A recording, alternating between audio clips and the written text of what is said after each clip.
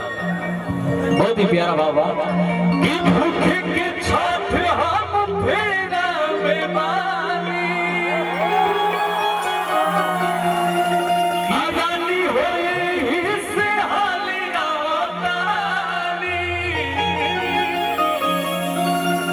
कि मिल गइल बात सुन बीजा जी कि मिल गइल बात सुन बीजा जब सुनो साली जी का कहताड़ी कि अइहा बाहर ससुरारी जीजा जी आदि दिन नैहर में छठ का ताड़ी जीजा कि भूखे के छठ हम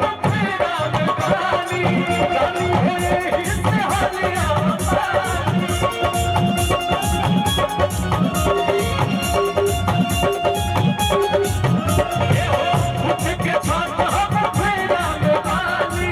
रानी होए हिस्से हालिया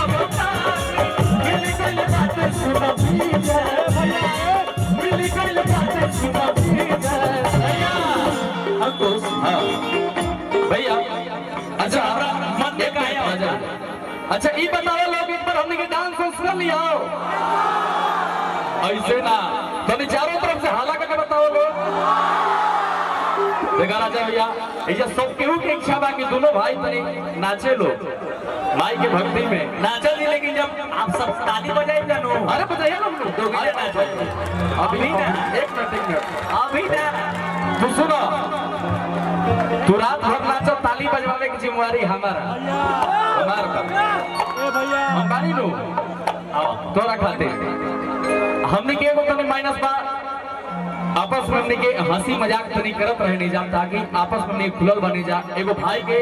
साथ साथ चलो बहुत अच्छा हमने के दोस्त भी बने जा ऐसे हमने के आपस में थोड़ा ज्यादा अच्छा लागेला हंसी मजाक हर चीज करे नहीं जा तनी हमने के जब डांस करिए तो हम तनी ताली बजा दिया जब अच्छा लगे तो ठीक ना चारों तरफ से जब हमने के डांस करिए अच्छा लगे तो तनी ताली बजा दियो भाई मिल गए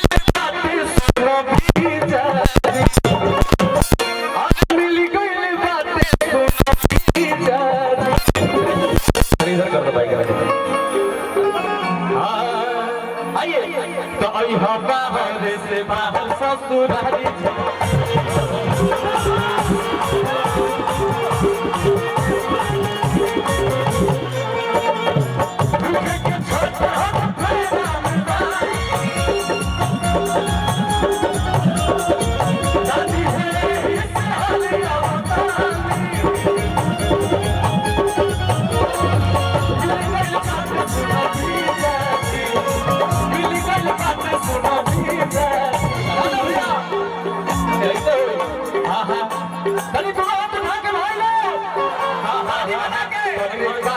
से बाहर